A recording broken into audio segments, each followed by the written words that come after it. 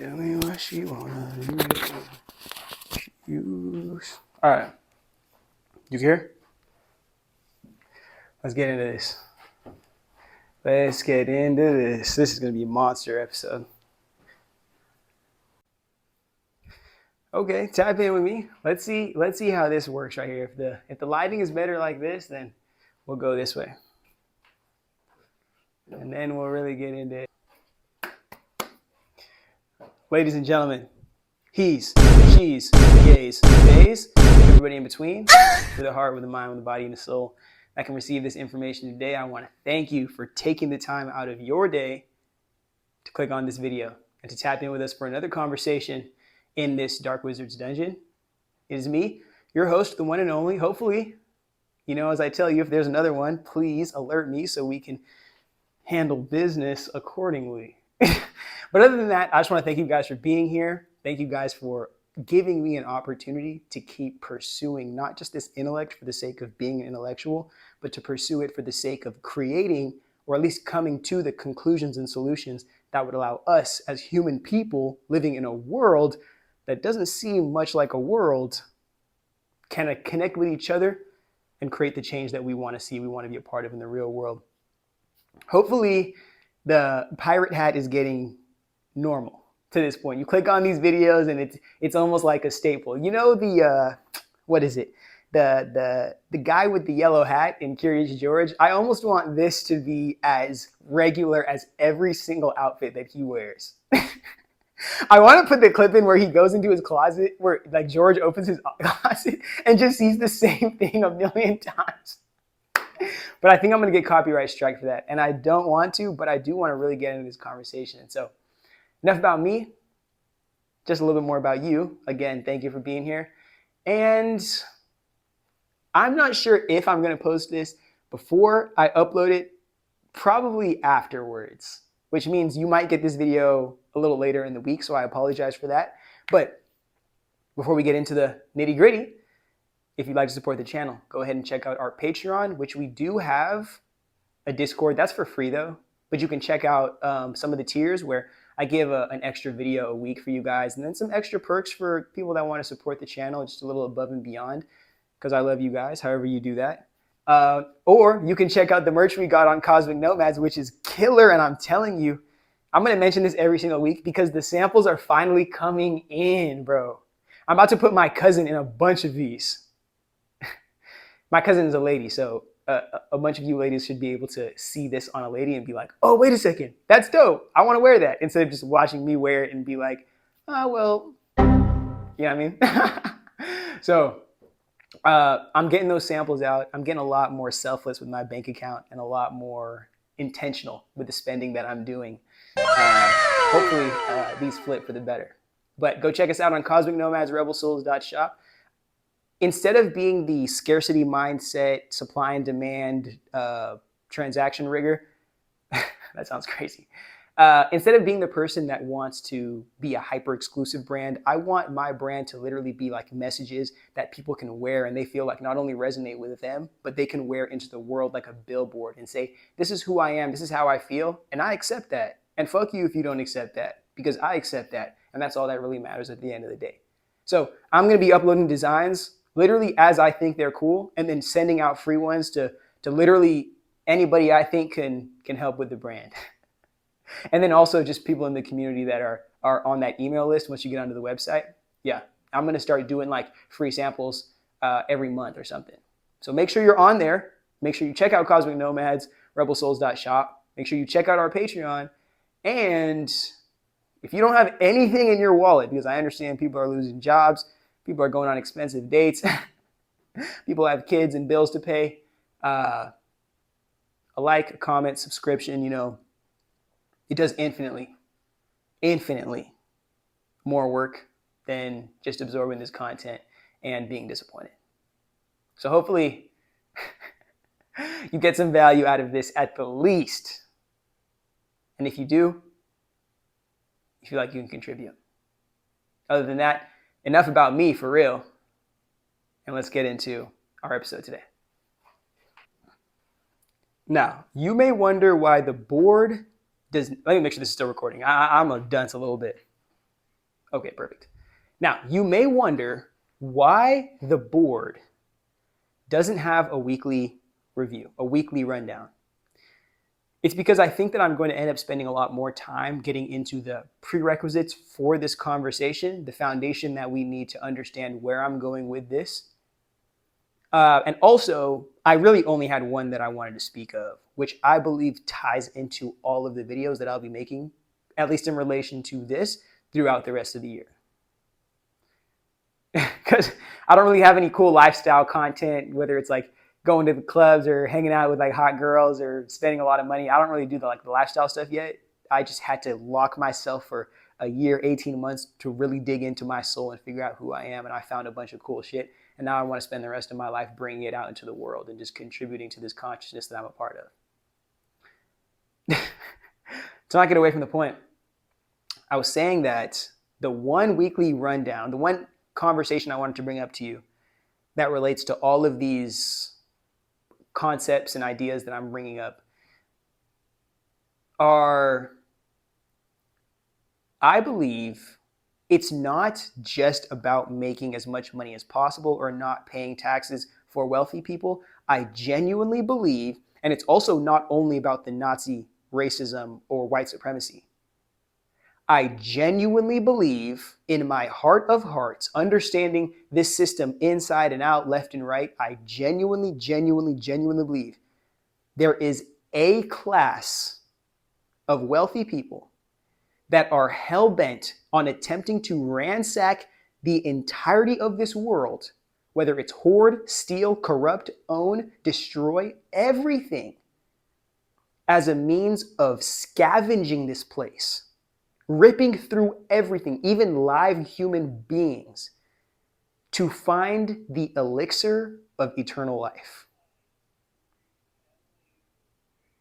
That's all that makes sense as to why we can be literally in this day and age creating another slave class. This day and age, rolling back human rights to the point where we're moving back 200 years, centuries, not even decades. We're moving back, regressing centuries. The only reason why we could be so hell-bent, in a country of, supposed intellects, we are sliding closer and closer and closer towards a religious supremacist state. You guys know religion's a belief system, right? It's a series of philosophies that are cooked up by a group of people that believe that they're touched by a divine source. More times than not, that's related to schizophrenia or just psychosis. It's not related to any type of divine knowing, especially when that divine knowing is used to justify some of the world's worst atrocities to build some of the most demonic empires on this planet. How can you separate what was done to build these empires with the religion that they used to sanitize their sins with? All of this is happening. All of this is happening because if you look at it as a poor person, again, I say the poor is because we're living in a world of haves and have-nots. If you look at this from a bird's eye view, the perspective that has allowed me to come to that conclusion is stumbling across a summary. Mind you, I have to read the whole story again, but a summary of the Epic of Gilgamesh. It is the oldest recorded written story in human history that we know of. Obviously, there was more stories way beyond that. It's just that Europeans don't study or care or humanize.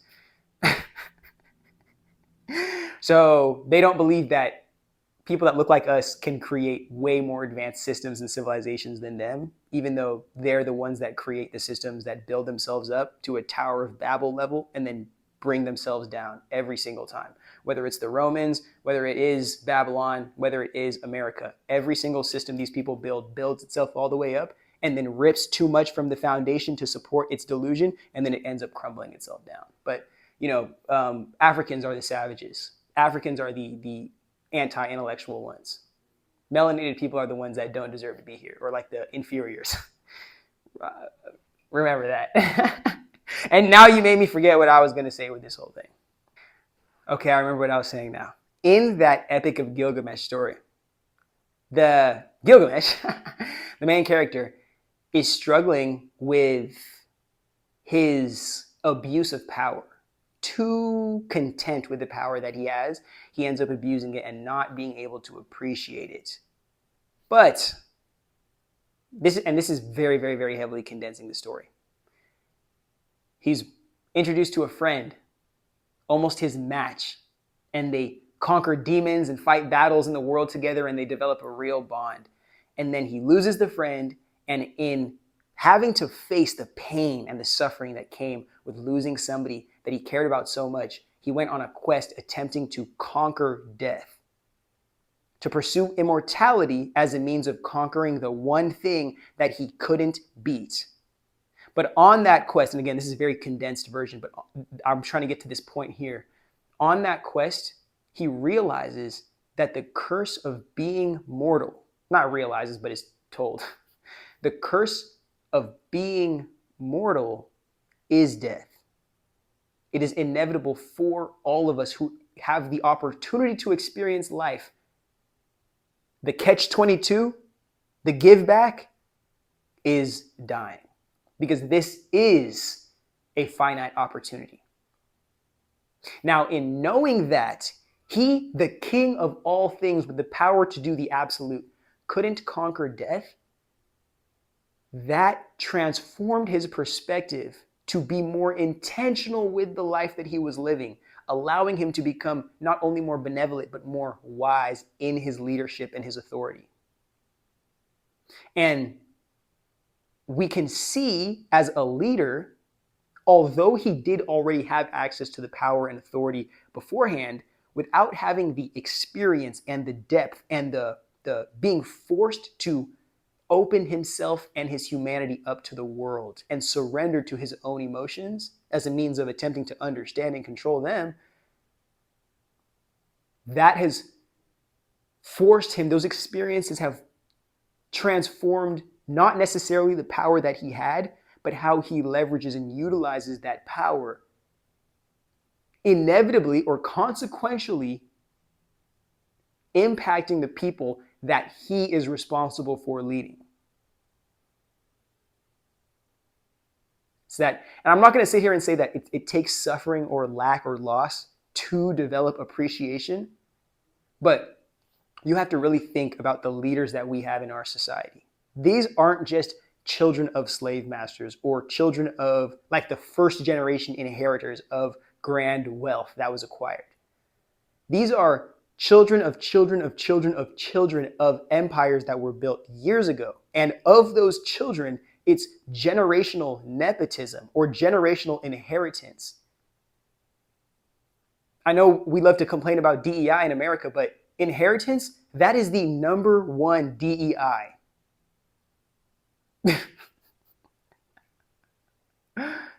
And DEI or inheritance and nepotism are basically the DEI, or what they use DEI to protect the world from really seeing, because it's wealthy people giving themselves opportunities that other people work for, and then their friends and the people that they want to sleep with. And then everybody else is just watching from the outside like we're just so much more inferior than them, and that's why we don't have access to the same opportunities like they do. What I'm trying to say with that is we're not living with ambitious, wealthy people that like really came from nothing and had to make something happen, or really had to claw from the bottom of hell, like up to the top of their kingdom. We're living with wealthy people who are given everything, who are not told no, who mess up in society. Let's get specific here. Who will go to a party in high school, get a DUI, and instead of losing their license and getting expelled or some shit, they get a new car and then a pat on the back, told to do better because they know better. We're living in a society of wealthy people who feel so entitled to the power that they have. But two things that come across from that, or that contradict that, are their inability to know how to use that power, or their inability to truly understand why they deserve that power. And the issue with that is that they are not looking from within to hold themselves up to any standard of authority or superiority. It means that they feel entitled to their superiority and their success, meaning that they have to turn outside of themselves and look at the rest of us people who are deemed undeserving and unworthy of the wealth and access and abundance they have, and they have to punish us to remind themselves that they deserve what they have because we are just lazy and they are the ones who actually deserve all their opportunities. And we aren't the ones competing in this illusory race of merit competition while they are handing each other the opportunities that they are saying they're putting publicly out for us to achieve or to access. An important, now, not to finish that conversation, but an important part too about that is if we as the poors, if you want to call us that, can recognize that we are the ones who do the labor. The wealthy people might organize and own, but we do the labor. So you put us poors and our labor and our work and our investment in one category, and then you put the work and the labor and the investment and struggle of the wealthy class that owns us into another bucket, we are drastically bringing the whole scale down. We just have to figure out how to organize and not only own, but denote or what's the word I'm trying to use? Delegate responsibility in here. Knowing there's so many different kinds and colors and types of us, we have to all have a shared goal that exists beyond our identities so we can all surrender to it, knowing that it is all going to reciprocate back to each and every one of us, even if we are all different in these communities trying to fight for that same shared goal. We're not fighting each other for access to the goal as one person. We are surrendering our limitations and our differences to reach the goal because the goal will serve us all once we get there. But the wealthy, they know they need the slaves and they need us divided and hating each other and fighting against each other to not just for entertainment, but to support and perpetuate their systems. Because if we stop working for them, I've made this already about slaves and slave masters. If we stop working for the master needs to create new slaves. Literally either create new slaves or abandon the project that is the plantation as a whole, because the master will not work. The master has spent their whole time creating philosophies to sell to slaves, to get slaves to enslave themselves, so the master can spend more time recruiting new slaves into the army. The master isn't even focused directly on the slaves that are actively in the plantation, on the plantation right there. So it only takes the people on the plantation to realize there's just a little bit of oversight that is being missed, that is not capturing us, and is not totally surveilling us, that we can use to connect each other and ourselves. But again, I think a difficult aspect of making that happen and really connecting in the way that I believe us as marginalized people can connect are the hyper-individualization of social media, the almost forced migration of the masses onto social media for convenient digital communications or convenient communications and community access. But it's the individualization, and I'm going to say this every episode, but it's the slowly from sitting at home and watching the TV and, honey, go fetch me a beer, I'm trying to watch the game, to the, well, let me just check my emails and my text messages and take some pictures, to, oh, I can watch TV shows on the go, to, why don't I just live inside the world?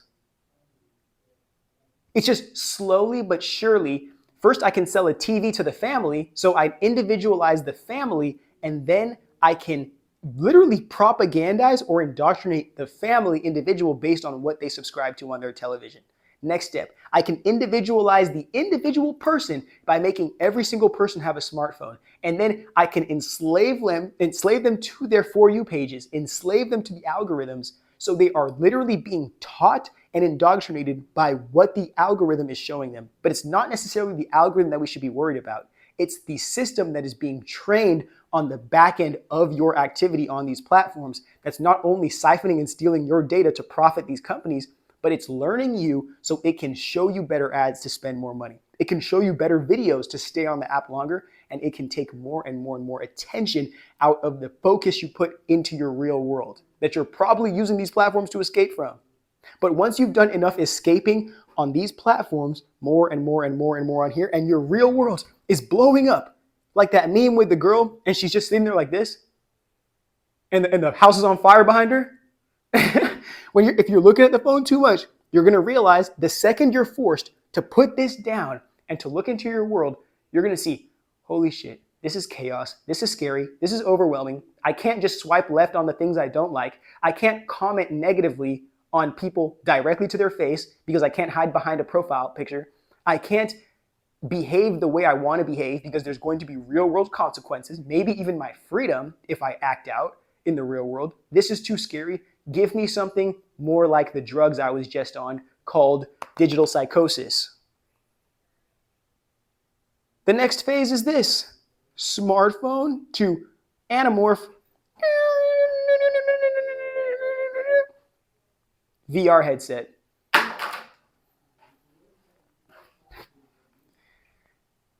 And this is even why I'm building an app.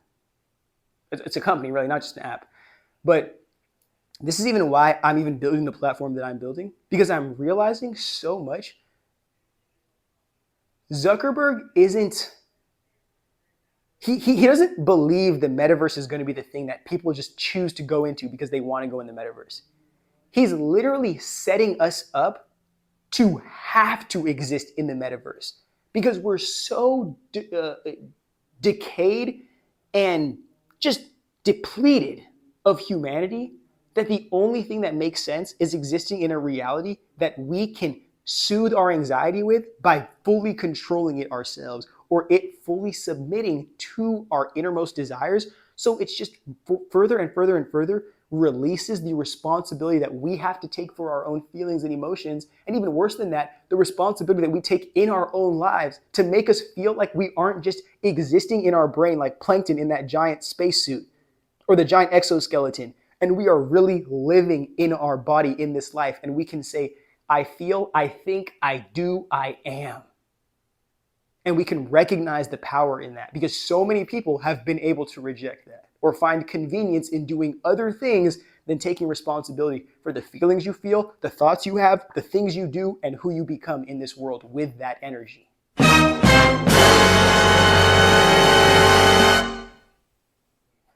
I need a mic in here just so every time I drop something like that, I can just go bang!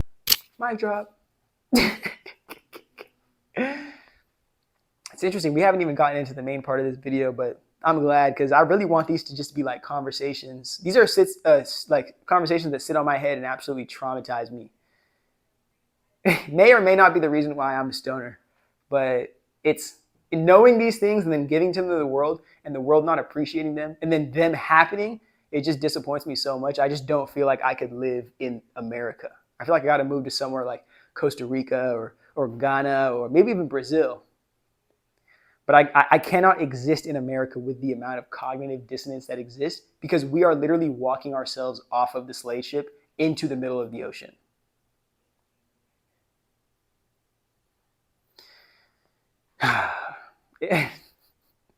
People always ask me like, Disney, how do you take care of yourself? Like, Disney, are you depressed? Like, yes, I'm depressed, bro. And the worst part is like, it's not even for me. Like, yeah, being like poor is depressing as fuck. I'm not gonna lie, that is depressing.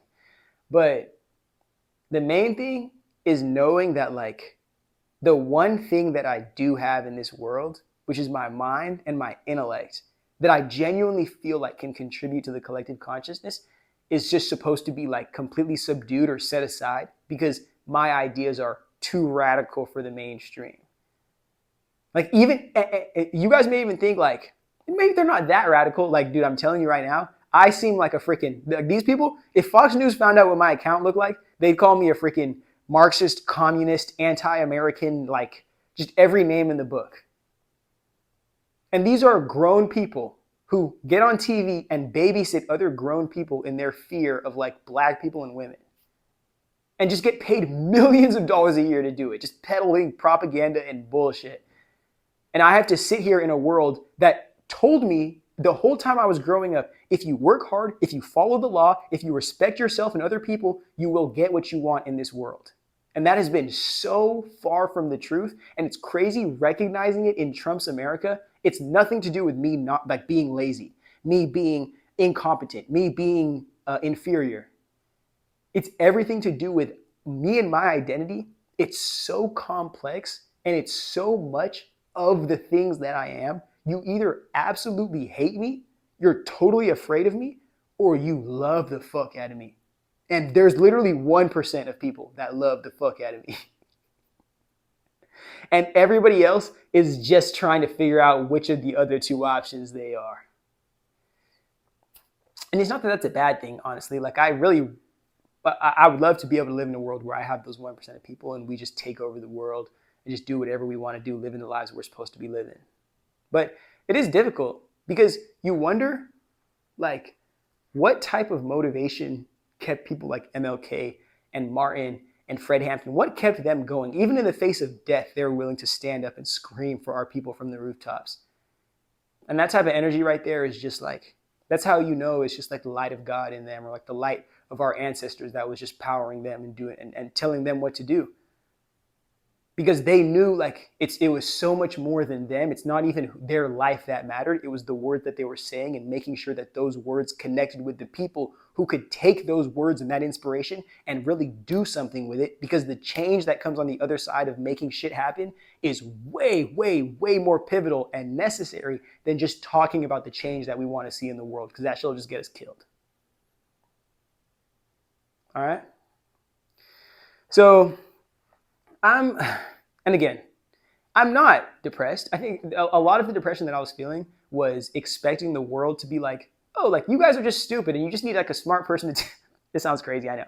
It's just like, you guys are just kind of stupid and you need like a smart person to tell you guys like, hey, you're being stupid and let's not be stupid before we live in a stupid reality. And you guys are like, no, you're stupid because you don't have a traditional degree and you don't have internships and resumes and you're no contact with your parents, so we don't trust you. And like I am so, my identity is so in the dirt when it comes to class status and like social acceptability, but my gifts, for lack of better terms, and my ability is just so radically different. I feel like I'm constantly fighting with people, attempting to get them to see my ability and the things I can do against my identity and the obvious limitations that I do have. Whether it's being a black sheep, whether it's being neurodivergent, whether it's just being black, or it's not giving a fuck about social rules, because I understand the only thing that matters are the people that get shit done and change the world, not the people that talk about shit. We're going to get into the main part of this video. I just have to make sure that we had that conversation to let you guys know that we really did go everywhere with that. I believe these billionaires, these wealthy people, every single thing that's happening right now is just deployed to totally overwhelm us so we can cling on to the only form of salvation that can existentially clear out all of our problems, which is what? Christianity and blonde Jesus.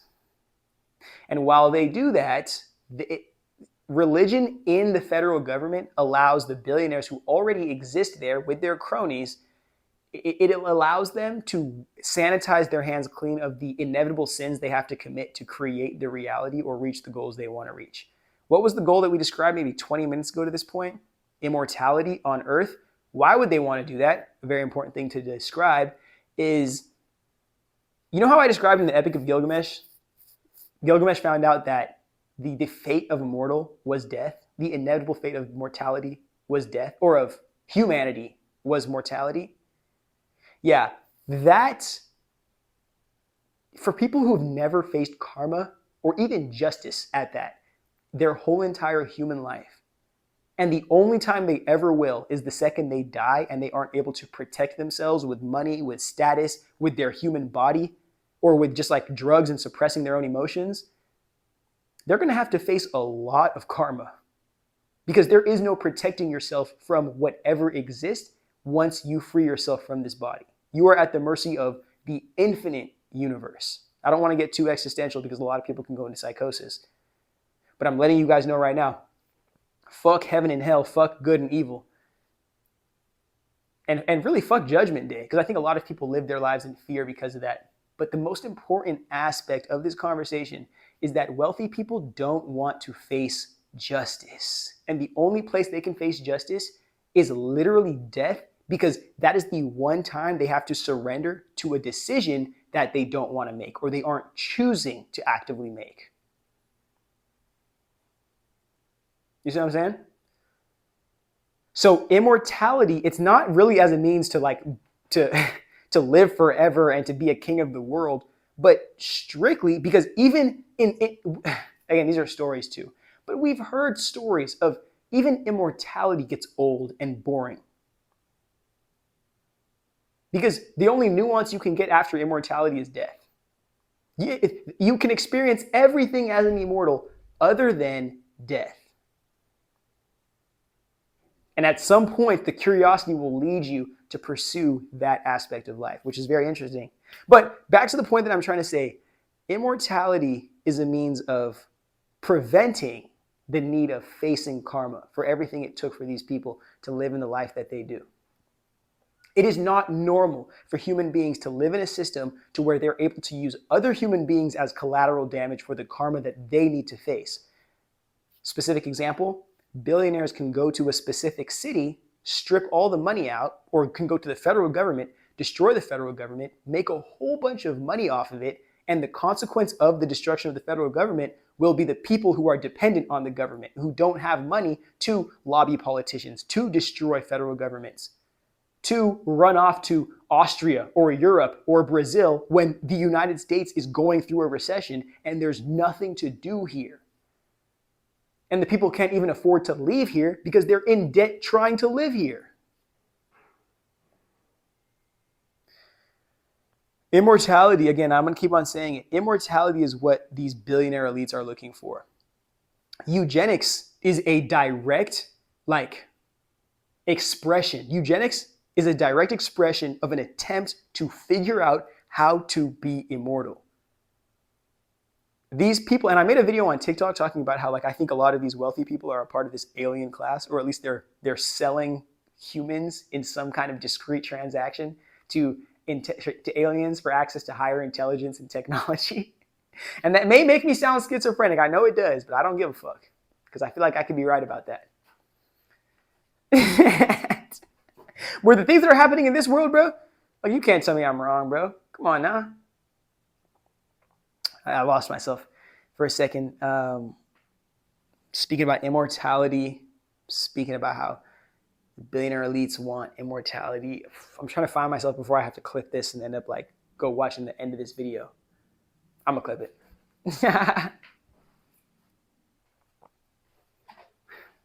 Final run will go on this whole immortality part of the conversation. Think about how many human beings are losing human rights and the power of human rights protections in a world where if you go missing, we genuinely don't know what could happen to you. Mind you, I'm almost sure we have the most missing people in the world in the most highly surveilled country on the planet. Now, I made this theory about 18 months ago, if not 2 years ago to this point, where I said that I believe that missing homeless people or the forgotten human beings on the fringes of society are actually going to start getting rounded up. I'll describe what system we're going to use to get there, but they're going to start getting rounded up as a means of appreciating or beautifying the city and the communities, local communities, or protecting the kids. You know how they love using that. And then using children behind the scenes at their little weirdo ditty parties. It's just it's so much cognitive dissonance and just lack of accountability and responsibility. It's just I don't want to live in this country. The more I even have this conversation, the less I genuinely want to live in this country. I genuinely tell you that right now.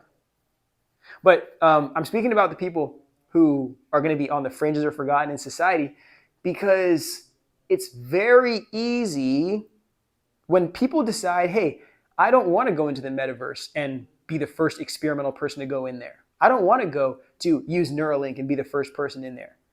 But Zuckerberg wants to be a trillionaire, so he needs thousands and millions of people in there. Elon wants to be a trillionaire. Elon wants to be a damn near a god, human cyborg maker. Which is crazy because Elon rejects his child who is transgender, but he wants to do transhumanism in the sense of connecting his human form or his consciousness to robotics so he can live forever. And how many experiments of that you got to do on human beings before you know it works for real? You know what I'm saying? How many monkeys, how many lab rats can you use before you actually have to do trials on human beings and realize, oh shit, this is the dumbest science fiction shit that I've ever thought of in my entire life. And because I'm so rich and have so many yes men around me, nobody's gonna tell me no until I genuinely sacrifice the lives of hundreds of thousands, if not millions of people attempting to do this. It's disgusting. Final point on that, okay? Now, I say it's a good time to get into a couple of the events or the things that are happening in society that have led me to believe not only of this immortality, but more specifically, how we are going to create a dehumanized class of human beings to justify whether it's human experiments or it's using them as freaking cattle, using them as play, making slaves, incubators. How are we going to justify leveraging our military, which is already $1 trillion military industrial complex? How are we going to leverage that to terrorize people for being poor? Fundamentally. Or for terrorize people for not being successful in an American game that is rigged for the sake of making as many people unsuccessful and self-hating as possible to either get them running towards their religion for salvation or running away from justice from this system and getting absolutely pummeled again. Let's go down the line here. If you thought Doge was to clear up government spending or unnecessary government spending, you're an idiot.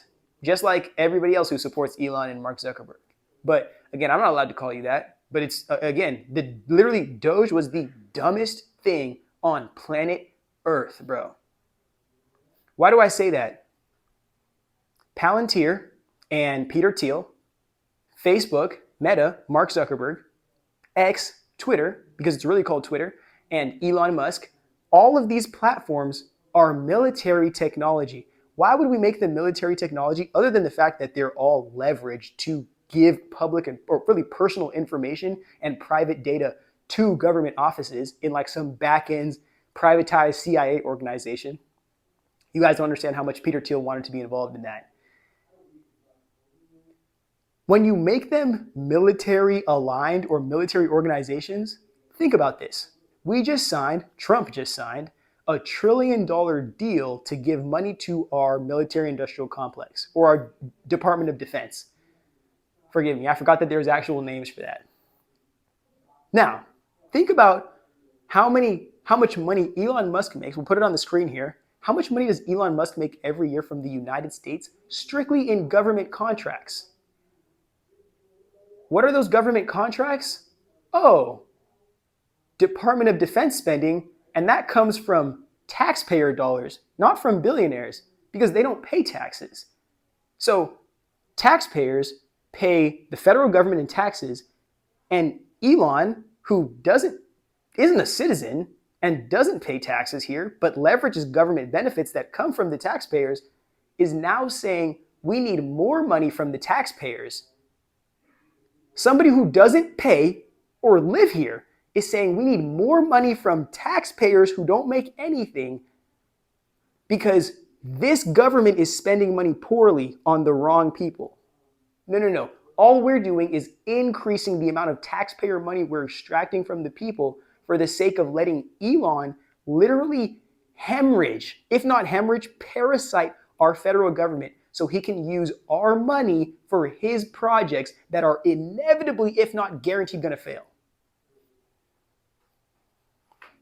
Doge was strictly about sending money in the directions that can be exploited or centralized by the billionaire elite class already. They don't have to go through the streets and do shakedowns on everybody for all the coins in your pockets. The slavery that we're living under in this age is debt.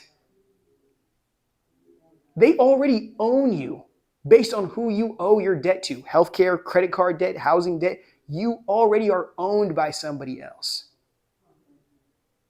Now it's about destroying the only option that you have of having any welfare or assistance, and not even just your assistance, but to make sure that we can hold the wealthy people, the ones that got away with 2008 and the financial crisis, accountable so that never happens again and people don't get thrown as collateral damage for idiotic decisions of the wealthy. Now, because you guys wanted to be racist with the DEI, with the you hate women in the workplace and all this nasty bullshit nonsense, now there is no federal government anymore. Even better, Elon probably owns half of the government institutions, and if he doesn't, all of his little Trump buddies are going to own and privatize every single institution, as if you weren't already going into debt with these federal mandated systems. And who are you going to blame at that point? Black people? Immigrants? Women? Disabled people? Like, we didn't do anything. You thought that Doge was taking money away from us. And this is why I hate about the American anti-intellectualism. It's idiots are trying to punish other people who don't deserve it because they're angry and insecure. You know exactly who I'm talking about. They don't care about politics or about actual legislative change. They just want to see us suffering while they get to exist, because them being forced to take accountability is suffering to them. Them being not allowed to call us the N-word, or not being allowed to slap a woman on her rear end, or not being allowed to just be a degenerate is oppression to them. And we have to face the consequences of literally throwing away the last election to allow them to just take a paddle and beat the absolute ever-living shit out of us until they figure out what they want to do with us next. Because we can't leave here now. Debt is what keeps you here. You're never going to run from that. You're never going to run from your college debt. They're going to find you. You're never going to run from the IRS. They're going to find you. You're never going to run from your mortgage. They're going to find you. You're never going to run from credit card debt or your interest. They're going to find you. Money does not grow on trees here. They just have vulnerable people signing heavily predatory deals so you can never leave. The next thing, destroying the Department of Education. We already have a standard of intellectualism or a standard of intelligence at the bottom of hell in this country. Now, imagine if we just decided to bang, bang, bang, and kick that 1.5 million feet into the ground from the baseline that it was already at. What is the point of this? Especially, what is the point of this at a time where we as Americans should probably be focusing on our intellect as great as possible, because we're entering a global industrial revolution. And whatever countries fall behind, I'm telling you right now, it's not just whatever people. Whatever countries fall behind will be slaves to the countries that make this shit work or make it happen. Your resources will be outsourced. Your labor will be outsourced. You will be exploited. I'm telling you right now. Because apparently I'm wrong about everything, but I've happened to be right about everything for the past fucking 9 months. And people still think that I'm lying or I'm schizophrenic. So I'm done with that shit, bro. Really done with that shit right now. The promotion of anti-intellectualism is to give validation to those boys who had to lose their positions of authority during the civil rights era. Now their descendants, their sons, their grandsons are finally able to live in a world where they can go call us the N-word and go slap a woman on her rear and do all of this stuff that they used to be able to do because America used to be free. Mind you, they still don't have jobs. They still don't have relationships. They still aren't in any type of community that is anything other than a patriarchal cult of psychosis. And still all of their problems are our fault. Ugh. Anti-intellectualism is built to dilute. If social media diluted the field of actors and musicians, destroying the Department of Education is going to completely dilute the collective consciousness and the social discourse sphere. So it just doesn't matter if anybody's credible. It doesn't matter if anybody's saying facts. It doesn't matter if anybody's saying anything of any value anymore. It's just whoever screams the loudest and whoever is able to maintain attention, probably shucking and jiving if you don't look like Uncle Sam or any of his kids. Next, anti-abortion. This is something that I heard on TikTok actually, and I'm not sure where specifically, but it's something that like inspired this idea in my brain. I wish I could find the video. I watch too much shit every day. But specifically about this, you guys may think that the whole anti-abortion situation is just strictly to like control women and say like, hey women, your body, our choice. That's not only what's happening. Think about the masses of porn addicted internet incels that have come to rise or have grown, not just since the pandemic, but since that shit started being sold or at least distributed at mass. From the .com era, and then social media era, and then the lockdowns that forced everybody inside.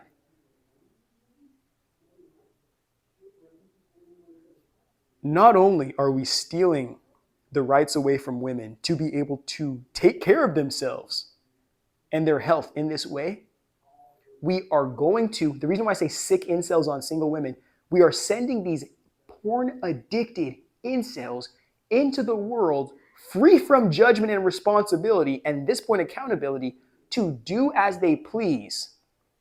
And if they happen to assault and impregnate a woman, she has to carry that baby, or else she could face going to prison. What is that going to inspire? The intention behind that, other than to create kids that won't get taken care of and to absolutely traumatize the fuck out of women, the point of that is to force women to choose whether they want to be wives or whores. I know that may seem derogatory, but the reason why I say that is I'm not saying like, oh, like, are you going to be a whore? Like a negative way. I'm saying that patriarchy wants you as a woman to think that the only thing you could be is a mother and a wife, or a potential mother and a wife, or a whore that is not deserving of human rights and protections, that you can be exploited and abused and nobody's going to care about you. Like, you guys might think that patriarchy is so perfect and only wants women to be wives and mothers. There's no way in hell that that happens. The whole marriage and purity culture, in itself, in its existence, the other side of that coin is prostitution and the underground selling and buying of the bodies of women. And you get women to hate each other by slandering women who are inside that industry. You get women to be afraid of going there and shame themselves if they've been traumatized, and you force everybody to look up. And this is a very important aspect of it. The system makes you victim blame and carry the internalized shame, so your whole entire life becomes at the mercy of the external validation that you're seeking to complete yourself.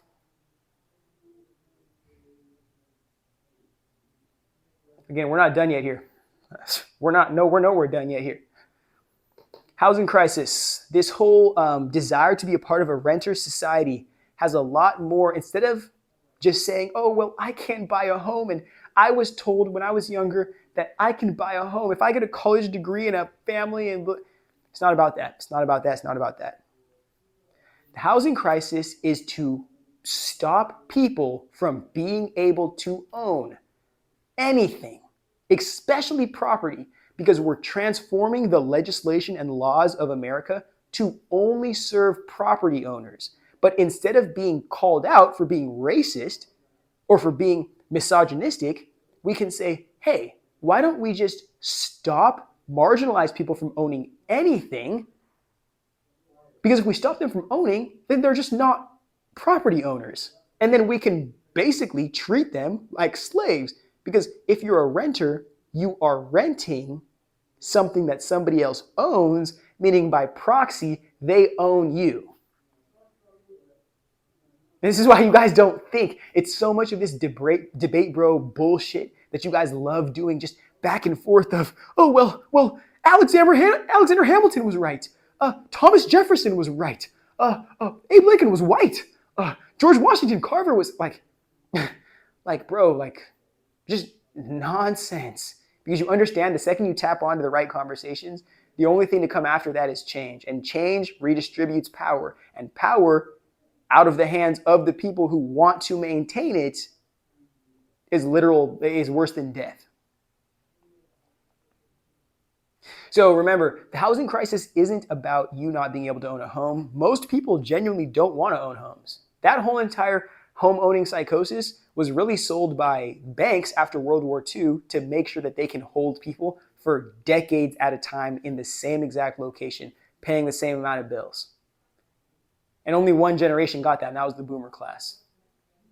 And they hoarded the fuck out of that so much. And mind you, I'm not just speaking about all boomers, because you understand that the only people who got the GI Bill and the World War II benefits were white boomers. So you guys, yeah, so much absolute wealth was hoarded, and boomers actually don't want to hand down any of their property. They don't want to give any of their money out, and they think that they have to make their kids work harder than them to learn the lessons they did.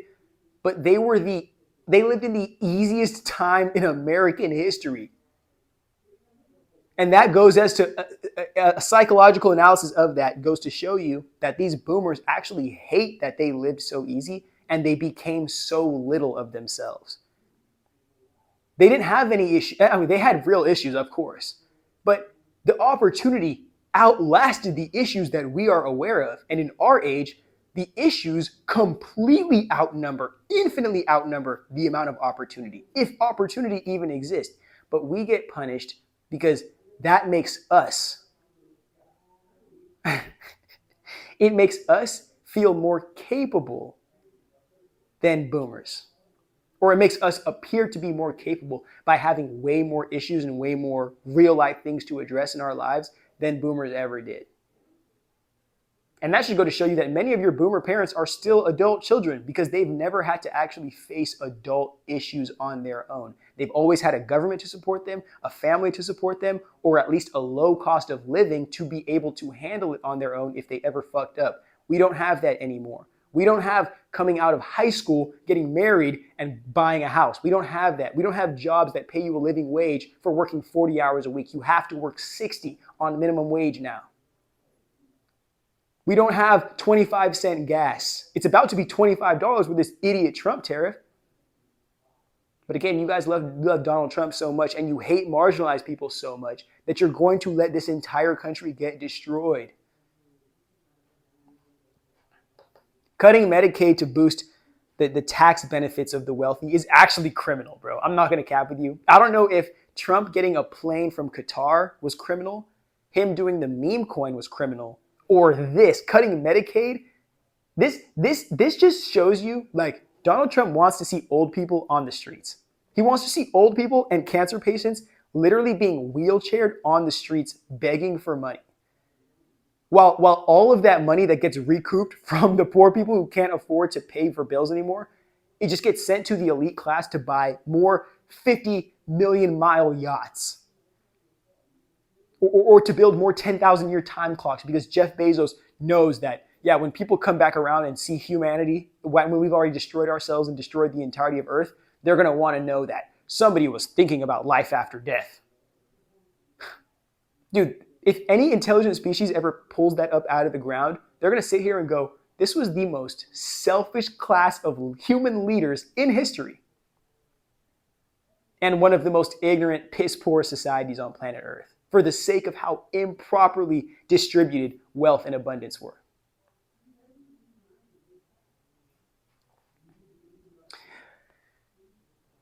It's very, very, very disturbing to me. We are not only privatizing our government, we are literally, healthcare is a human right. Housing is a human right. Healthcare, again, the abortion is a healthcare. It's a human right. We are privatizing that, so if you can't afford it, you don't deserve it. And if you don't deserve it because you can't afford it, you have to beg on your hands and knees, probably face down, ass up, somebody to help you do that. And not just help you, somebody to save you. And when so many people need salvation, who do you call? Blonde Jesus. Because that is the only existential salvation that the people can genuinely have that allows them to basically marry their suffering. But not only marry their suffering, also invalidate the amount of responsibility they can take for changing their circumstances. And in facing it that way, they have to see how many of their opportunities to change their circumstance are being obstructed simply by rich people not allowing for there to even be a ladder out of hell.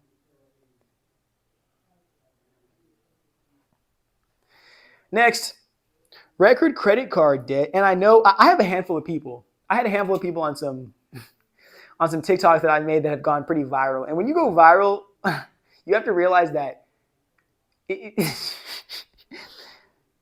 everybody's going to see it. So ignorant Trump supporters to ignorant Joe Biden supporters to the people that I want to see it who can actually make like shit shake with it. Everybody's going to see it. And of course I get called, how could you ever compare what we're going through today with slavery? Mind you, a white dude is telling me this. How could you ever compare what we go through today as slavery? You're lazy.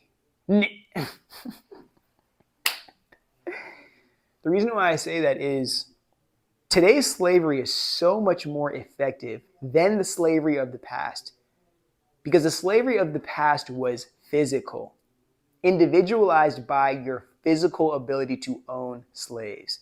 And the competition was literally against slave owners. So there wasn't some like internet or some broad-based ecosystem that everybody could just like transact. Hey, give me slaves. Here's some slaves. I want slaves. This. Or like LinkedIn, where all the slaves could go beg for jobs at the same exact time. And companies or plantation owners just didn't have to offer opportunity. In this day and age, it's chains on your arm. Or in this day, it's not the chains on your arm that show that you're a slave. It's not your inability to take care of yourself. It's not your deeply rooted belief even into your master or the philosophy of your master that makes you a slave. What makes you a slave? Debt.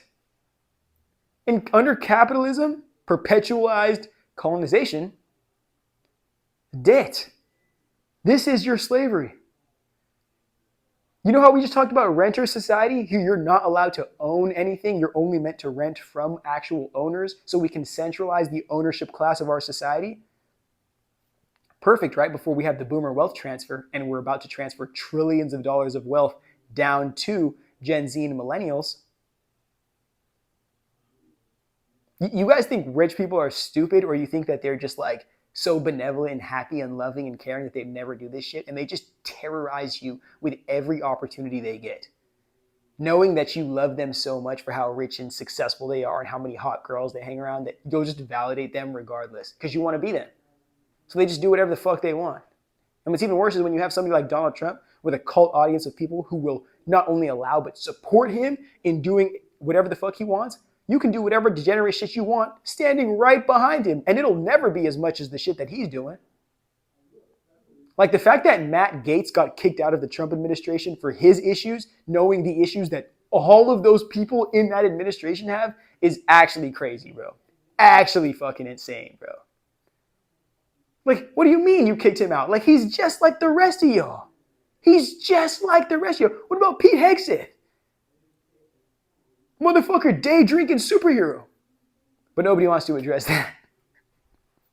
Pete Hegseth almost inspired me to just wake up at 8 a.m. and take like 2 hits of Jack Daniels and to get started with my day. And then I realized that lifestyle is only for the rich and successful. So I have to get there before I can start day drinking like the rest of y'all. But debt chains for debtors and slaves are the most effective form of slavery, because I can own you from wherever the fuck you are, because your identity that can never leave you is attached to owing me something. And I will just triangulate some kind of federal system or something, whether it's the police or it's the bank, to shut your bank accounts down, to levy your wages, to repo your car. I will literally triangulate something to remind you that there are strings attached to you and I own you because I am the damn puppet master as long as you owe anybody anything. It's weird, bro. Like, I really want to know what time in history we started going from paying for things in full to paying for things monthly and then normalizing paying for things monthly, as if that wasn't just the first step into like our layover economy, to where we justified, hey, I need to buy something over the course of 12 or 24 months rather than just having the money to buy it right now and never worrying about it again, other than just maintaining it until I'm done with it. First it was, hey, cut up things in months. And then it was, hey, here's this card that has money that grows on trees on it, called a credit card. Money is just there. And now we're here. In a world where you're so in debt emotionally, financially, physically. At the end of the day, it's you perpetuate your own slavery now. I don't even want to get into that Kanye West saying slavery was a choice, because I genuinely don't even care to understand what perspective he was going for with that. Something in me just wants to believe that it was just trying to be like viral or some shit, but I don't really give a fuck at this point. Now, all of this comes together so perfectly to support Project 2025. And I know I said this already, but just because we've already gone through everything, the reason why we're creating a Christian nationalist nation, or at least we're integrating a chosen God and blonde Jesus into our society to purify our nation that turned to woke blue and purple hair people, it's because we are creating so much existential stress and dread and worry with everything that we're destroying in our society. Things that people have grown accustomed to, things that people have grown comfortable with. We're destroying so much of it so quickly with no solutions on the back end of this. The only thing to soothe you, the only existential hug that can give you the space to cry and to be overwhelmed and to release your responsibility, is blind Jesus and Christian nationalism. This society, it's supposed to get too overwhelming, emotionally too overwhelming, and materially too scarce. So we don't feel like we can stand on the ground and work with what we have, and we don't feel like we're ever clear enough in our mind to be able to make coherent decisions and really incite the change that we want. Remember, when they're destroying the world outside of us, they want you to feel like you are dying with it. They don't want you to feel like this is a reconfiguration of the environment, of the plane, of the battlefield, so you can also reconfigure internally to decide how you are going to leverage these new opportunities and new experiences with actualizing who you want to be and the life that you want to live in. I can't wait for you guys. I don't know when the Elon Nazi shit is going to really start, like publicly, when he starts wearing suits with all his little freaking Doge boys that have little freaking swastikas on it or whatnot. But once it gets to a point where it's too late, I'm hoping that I'm going to be in Costa Rica or wherever the fuck I'm going to be. And I can just watch American politics and entertainment, because that's what I call it now, just tear this whole entire place up. This is so much worse than Reaganomics, because this is not just making wealth inequality drastically worse. This is making wealth inequality permanent, and then protecting the permanence of wealth inequality with a belief system that basically gets the poors to fetishize their own slavery, enslaved to a salvation that's never going to come as long as they never look within and validate themselves to recognize what reality we live in. There might not even be any gods or demons. There might just be shitty human beings, and the rest of us and the shitty human beings will do a lot more to sacrifice their humanity as a means of taking advantage of the vulnerable rather than being responsible and selfless with the power and abundance they have to make a reality that we can all function and participate in. Now, mind you, I had to just catch my breath. I was speaking a lot there. Let's get into the graphic now. Oh, brother, this guy stinks! Perfect time to get into the graphic now. I did not know that we were going to take 45 minutes going into the rest of this shit, but hey, now we're here. So, blacker the berry, the sweeter the fruit. You're at the core. I was going to try to find some of that rhyme, but I'm not quick like that, so forgive me. Apologize for that. But let's get into understanding, who are we going to criminalize to justify this militarization effort? And I know I could have put Black people or women or another specific group here, but I really want to speak on neurodivergent people specifically because we always happen to be the canary in the coal mine.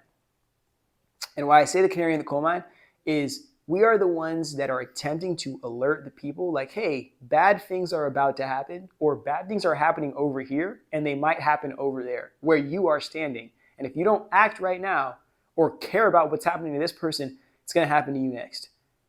Exactly what everybody with 3 or more brain cells was saying about what's happening in Gaza to the Palestinians. The second we accept that it's okay what is happening over there happens to them, the second we say it is okay to clear house out of somebody straight out of their own home and do real estate projects there and to make a whole new existential, like additional police state for America in the Middle East so we can then terrorize Africa for another however many 100 years. The second it's okay to do it there, then it's okay to do it to anybody who opposes the state. Remember that. This was our opportunity. I'm telling you, and I've said this many times, not addressing properly, but not addressing Palestinians and Gaza, that is a pivotal. We are going to look at this if we even exist in 50 years, 100 years. This was the time. This illusion of a war to stop us from seeing a genocide, this was the time that allowed the globalized military state to fully take effect and realize that social media has been working so effectively in desensitizing and sedating the people that the people wouldn't even get up if other human beings are going through atrocities even worse than World War II. Making sure that people won't even get up, much less speak and stand up for the humanity of other people. Children who are losing their parents. Children who are losing themselves and their limbs and their minds in this bullshit, being exploited, bro. Because we as American people can't stand up. Our American leaders can't stand up. Because they're all bought out. Because they know the second they speak up, there goes your career, there goes your campaign financing. Because you know you don't go out of your way to speak to the people in the cities anymore. You just go to a Met Gala or to this dinner.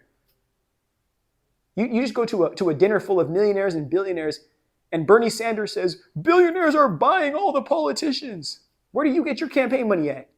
Nigga? Come on. Like, I'm so tired of this shit. And also another question I have for somebody like Bernie Sanders, who is going to succeed him? He's like 80-something, has like 12 different positions that can be filled in by 12 different Gen Z people that he's mentoring to take the reins for the next 80 years. He doesn't care. Power. Power. Power. Power. It's all these fucking people care about, bro. They don't care. They'll lie to you through their teeth into your soul if it means that they'll get power out of you.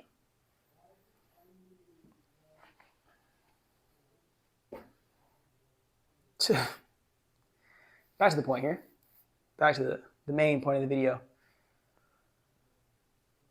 We as neurodivergent people are not the same as neurotypicals. And if we can just accept that, but not need to automatically go into like superior, like, oh, we are some alien, like blue people, or like inferior, like we are just degenerate fucks, and we just say, hey, we're different and need to be accommodated differently.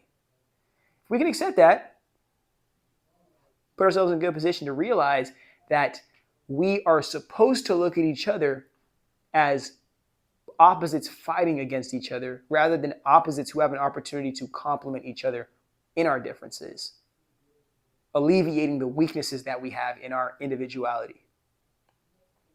Neurotypicals, of course, we create a society around them because we as neurodivergent people are too chaotic and too authentic to our inspiration and our internal guide.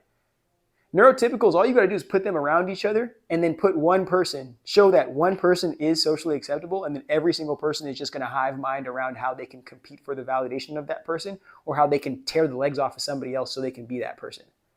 So it's very easy to spread like wildfire the cult psychosis and the crabs in a bucket infrastructure that you want to sustain it. Now, when you create a society where neurotypicals are the standard, there's only two options for neurodivergent people.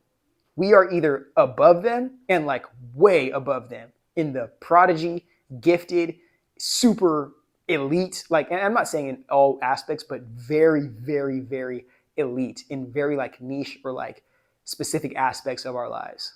More times than not, the rest of our lives is an absolute shit show. But for that one thing that we can do, or that 2-3 things we can do, we do them better than anybody on earth. Now, the problem with that is that those token people get used to invalidate the real issues that a majority of us neurodivergent people also or may exclusively go through as a means of being this. So instead of saying, hey, you guys need accommodations regardless of how many successful superstars you have in your community, we're told, you're lying about what you're going through. So boot up and be like these people who are elite superstars, which is not all of us. It's just some of us who happen to be able to exploit our gifts properly in a very broken, very rigged system. Now, neurotypicals, if we made us neurodivergent people the standard, we wouldn't be down at the bottom here. It would be, and again, I'm not saying this to be like supremacist or anything, but we would be so up here because we are so ingrained, especially when given resource and opportunity, we are so deeply involved and ingrained in, deeply involved and ingrained in what we care about and what we love and what we genuinely desire to pursue. That already puts us on a different level than neurotypicals, because neurotypicals more times than not only care about what they're told to care about or what they have to care about. We care above and beyond about what makes us feel. Capitalism does not appreciate that unless it can create a subculture that can then be mainstreamed and then exploited for all the wealth that's in it and then thrown away until it needs to come up off the shelf 25 years later to sell for more nostalgia. So we can't be the fullness of who we are because we're not appreciated and even being human being. So more times than not, we are so low on this totem pole. Why? Because we are trying to take our complex being and shove it into a cookie cutter and then hope that the cookie in the cookie cutter doesn't absolutely explode while it's being ridiculously judged, while our identity is being competed against by people who just naturally submit to this way of life. So neurotypicals don't realize that the world is meant to accommodate them. So it's not easy for them, but they just have to follow the rules. And more times than not, they're going to get what they want on the other side of it. Meaning that even their success above us makes them feel superior to us, not knowing that if we got accommodations authentic to us, just like they get accommodations and an accommodating society authentic to them, they wouldn't be the main standard of humanity. Humanity would be such a diverse collection of expressions and identities, there wouldn't be a superior group. It would just be humanity in all of its forms, in all of its complexity, all of its nature.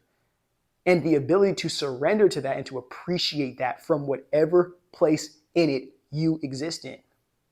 But when you create a standard of what it means to be human, then you just start cutting the hinges off everybody who doesn't meet that standard, which happens to be a lot more people than these neurotypicals.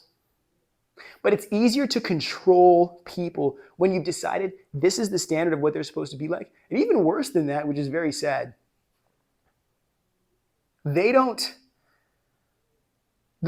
people who are the standard themselves are not even content in being the standard. And because of that, even they fight amongst themselves laterally as a means of attempting to be picked by those who are atop the standard.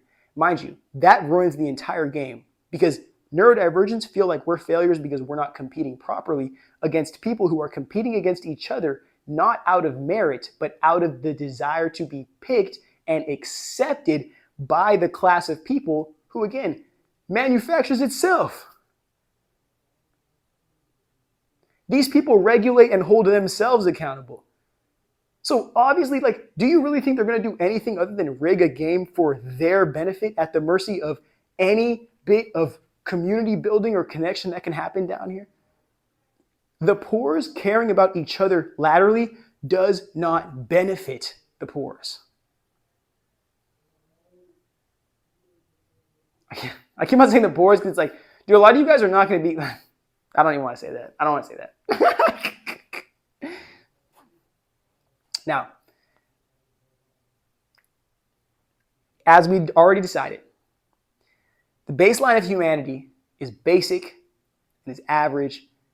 So that, again, us failing in this system as neurodivergent people, we are like, it's almost like you double down on hating us or blaming us for how we behave. Because, okay, maybe I already said this. Maybe I already said this. We'll get into the next part of what I'm saying here. Okay, no, I know what I was saying now. You have to keep the focus on, forgive me. You have to keep the focus on, it's so easy to be here, or it's so basic, just follow these rules and submit to this and you can be, for the sake of pushing us further down here and justifying the accommodations we don't have. Because you know what's funny about that? When you justify, or at least you promote this victim blaming society, you can take more and more from the people who don't have, lining up the pockets of the people who do. And how does that transform the social dynamics? The people who are obviously lacking accommodations, whether it's lacking jobs, whether it's lacking relationship, whether it's lacking medication and treatment, those people are in proximity to who? Not the wealthy people who are depriving them of that. They're in proximity to these people, the neurotypicals who can make shit happen, who can put themselves together in society. So it's only a matter of time before the people on this side, neurodivergent people who aren't receiving their accommodations, who aren't being taken care of, start to either take it out on themselves or take it out onto other neurotypicals. This goes, of course, beyond just neurodivergence and neurotypicality. This goes into wealth. People, I want to make sure that we're speaking about the Reagan 80s as we're talking about this. When you take people away from their jobs, you're not just taking away people from jobs, you're stopping people from making money and being able to have some kind of legal tender to pay their bills and to properly, legally contribute to the society that they live in. Anybody in their mind knows that I have to pay bills. Even though I can't work a job, I still got to pay bills. How am I going to do that? A lot of people resort to crime. And I know, and again, when you put it on television, when you popularize on mainstream media, hey, look at those people who just want to sell drugs and sell people all day, like, and shoot guns all day. Are we not sitting here and looking that these people live 8 people in a house, bro? These people live 10 people in a 1-bedroom apartment. And nobody works, and 2 of the people are strung on crack, and there's no government benefits coming here. What the hell are you gonna do, bro? Like, it's just stupid. And again, the reason why I say people like systems like Fox News are out here babysitting grown adults is because the second you get to decide, hey, you know what? How am I going to distract these poor people who we keep on increasing taxes on? How am I going to distract them from who is benefiting from this? By just making them point their plight and insecurity on people who are also being deprived of resource and opportunity. So it's not only the general society, how we are laterally competing against each other for opportunities, not even opportunities to be self-sufficient. It's the opportunity to be picked by the master class. So we compete against each other laterally to access opportunity of being picked. Mind you, you can get kicked out of being picked for not performing properly.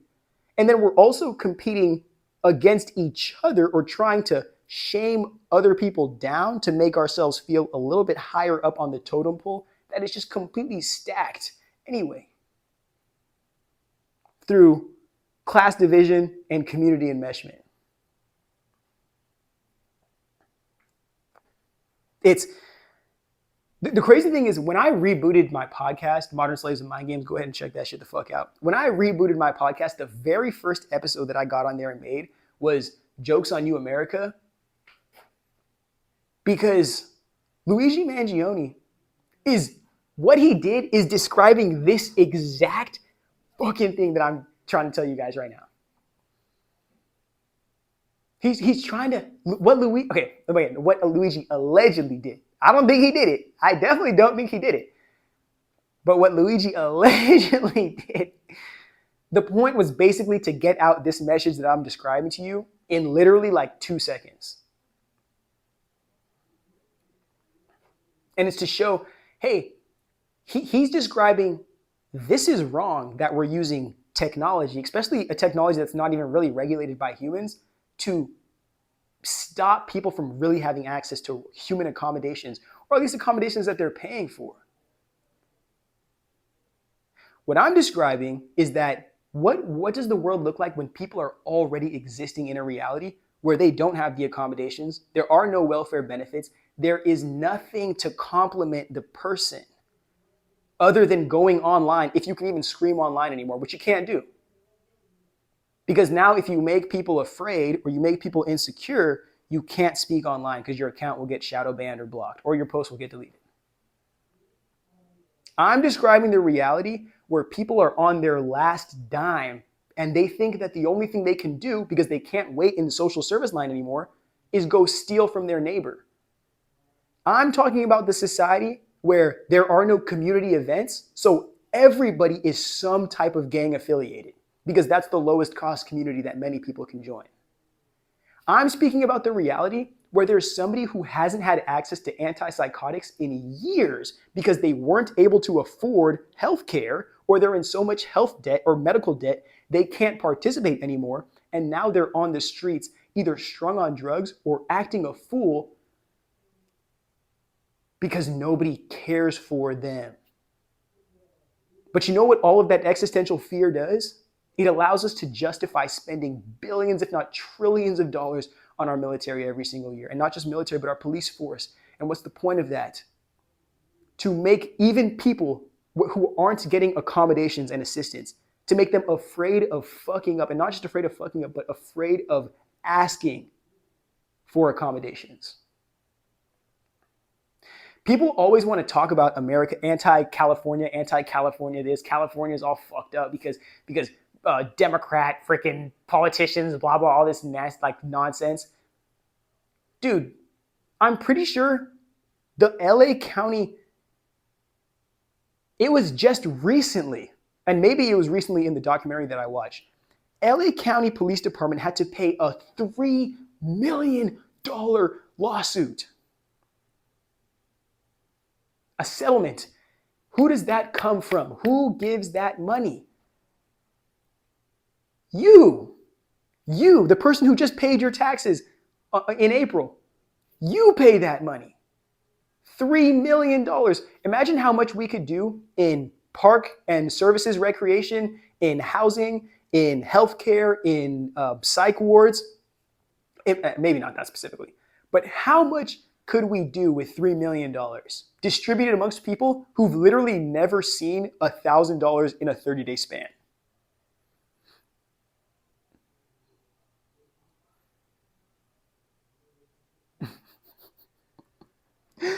I'm so confused. Like, how do you guys it's like I want to tell you guys that you're slaves, bro. I genuinely want to tell you guys that you're slaves. But I'm the one who gets punished for telling you guys this shit. And then now you have instances like freaking Hasanabi getting detained for speaking down against the IDF and the freaking terrorism that's going on in Israel is not real.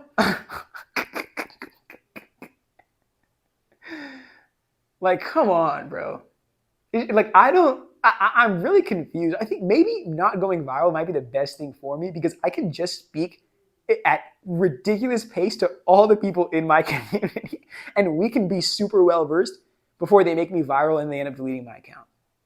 So I'm starting to realize maybe this is exactly how it needs to go down. Maybe I have to be so anti-algorithm that you literally have to choose to find me and choose to watch my videos. And then when push comes to shove and things start to happen, at least we've already had the conversation and we at least can get to a place where we're making decisions as to what to do rather than being so afraid and hell-bent as to like, oh, the whole world's crashing around us and we never gave ourselves a chance to think in a coherent position. So now we're going to make a rash decision. Let me do one quick 180 and check the board out one more time because I feel like we had a great conversation today. Oh, fuck it. Let me finalize just right here. If you keep the people individualized and ignorant and indoctrinated, this is why we had the conversation speaking about this is why we spoke about this is why we spoke about this. The personal echo chamber slavery. And how these tech companies, even to the radio, even as far back as the radio, these tech companies are trying to find a way to get you to damn near exist on here. So not only can they fully indoctrinate you, but they can take all of your data, sell you direct ads that make you buy even when you don't have money.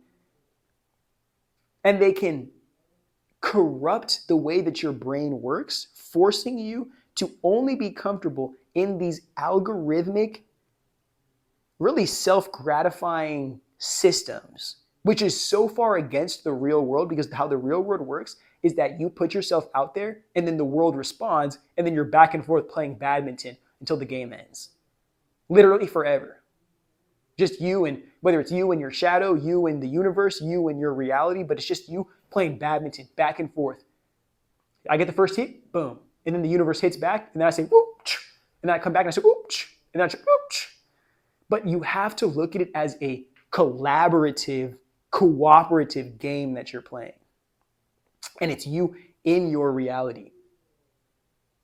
Because many of us, and I think, I don't know, I'm not like a biological scientist, but something in me also believes that, this is a very weird observation, so I apologize for this. But over, like, when I was in high school in 2015 to like 2019. So when I was a senior in high school, and even this is me seeing like some friends, siblings and whatnot, I'm like, dude, hold on. Like the freshmen are little. Even the seniors, little, bro. Like very, very, very little.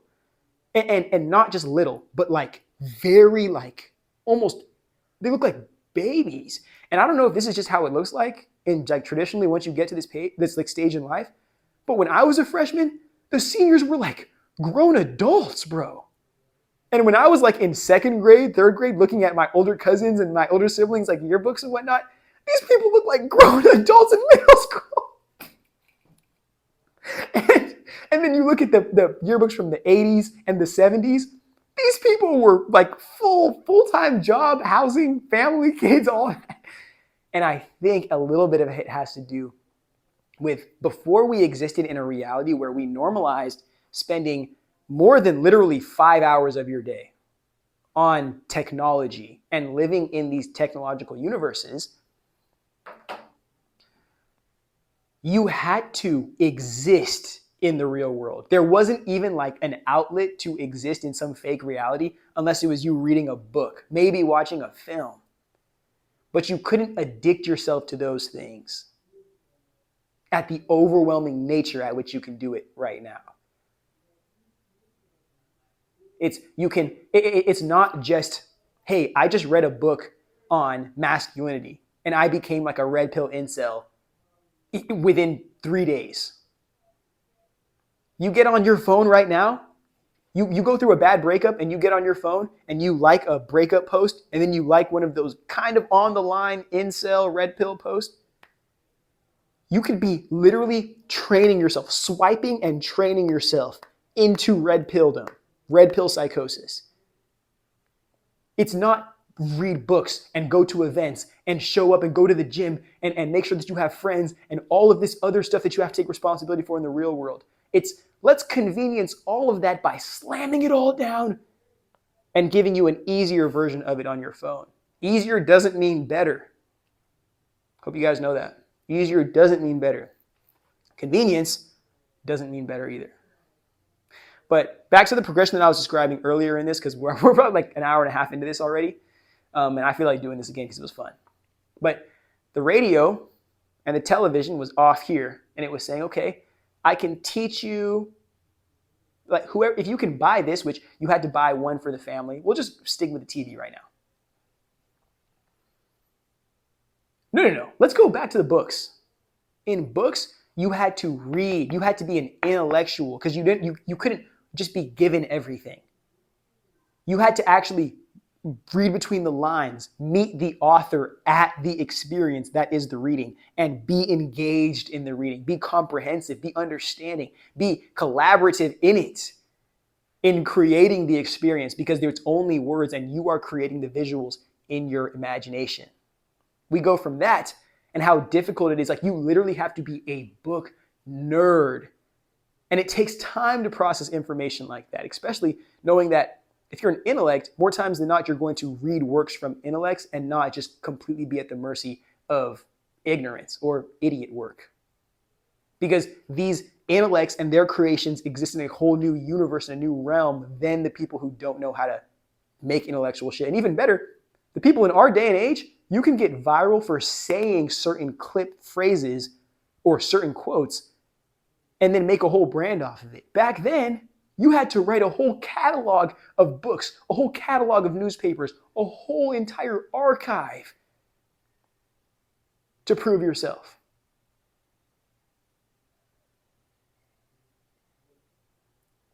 So it's even like, and this goes back to even speaking about anti-intellectualism. Now all you need is a verified check to basically denote your, how am I saying? All you need is a verified check as a means of basically saying that you are the authority, rather than having to compete, succeed, and you don't even have to compete necessarily, but having to produce, and that production genuinely being credible in applying itself to the greater world beyond your own echo chamber or your own self. So I'm not saying that we never had Hitlers. I'm not saying that we never had these types of villainous creatures that were very intellectual. But you know what I am saying? I am saying that it's so much more difficult in that day and age to scale cult psychosis like we can do in today's day. At first, you had to make sure that families had TVs in their houses, radios and TVs, and then you can indoctrinate the family as a unit. And then you bring the PC. And now the professionals can individualize themselves and their data on their private property. And now the smartphone. So now it's not just for professionals, but it's tools for everybody now. And now everybody is individualized, at the mercy, completely enslaved to the algorithm.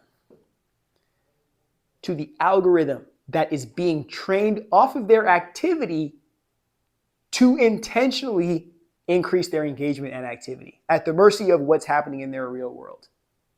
What is the next phase of this? You go two routes. You recognize that this all day is destroying you. What do you do with this? You put that shit down and you say, you know what? This outside world is overwhelming, but I'm going to address it. And I'm going to mature through the stress and the suffering that occurs in me trying to be something. Now, going back, I know I kind of did a whole bunch of shit here. The other route would be outside world too scary, outside world too scary. I cannot swipe left on ugly people, so VR reality enslavement it is. Because you genuinely can't get me to believe that the VR world is for anything other than like basic, very basic training and like just another form of video game. But it should not become essential in our reality. Because we don't even it's literally another universe. We don't understand the mental deprecation that happens because of these things.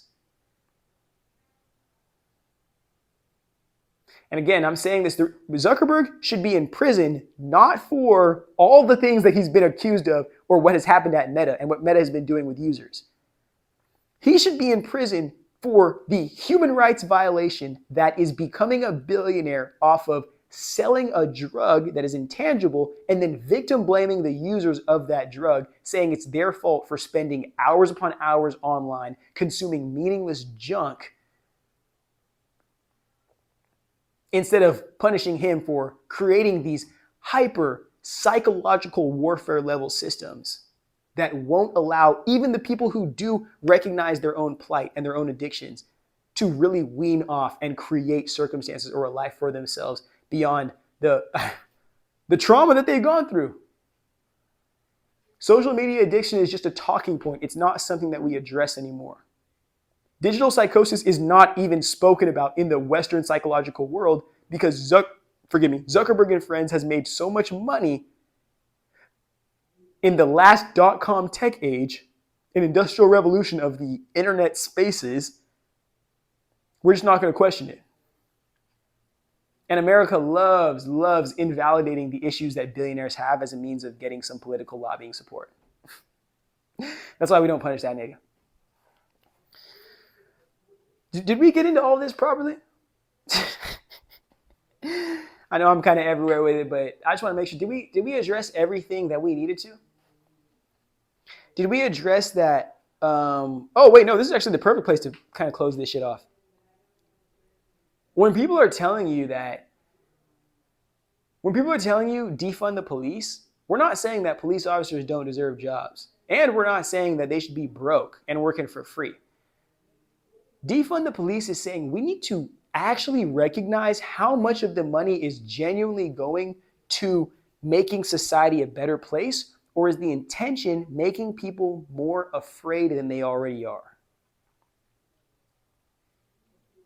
At the end of the day, the only answer to existential fear is existential salvation. And this is what all leads us back to Christian nationalism and religious psychosis saving the day. It's going to be very weird because in the same breath that you see, how do I explain? In the same breath that you see a religious resurgence and awakening tearing down the social culture of America, you're also going to see this military state going and wreaking havoc at the same exact pace, but justified and sanitized by the religion that I'm speaking about.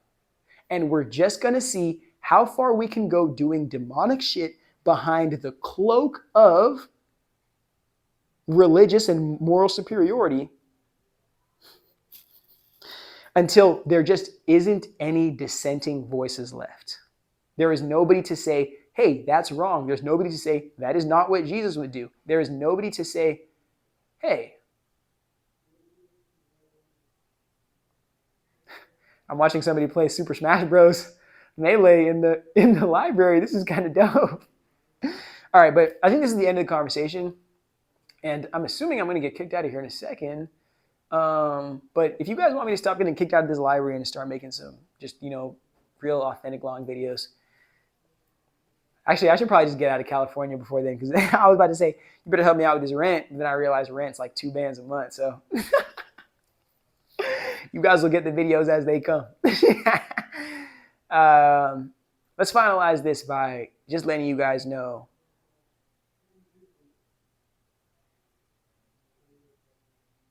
I'm not a fan of any of those big tech losers because, they're lames and they're losers. But one thing that hurts my heart the most is that as lame as they are, they still happen to be racist. Like what? It's a means of that class of coddled American Uncle Sam Aryan race child. It's very scary knowing that they're not even powerful. They just wake up one day, complain because they don't get something that they want, and then they have to dehumanize somebody or enslave somebody or take somebody's entire human rights palette away. And it's not even wait, that's not right. We need to change that. It's, I'm uncomfortable, so I'm going to make you want to kill yourself, basically.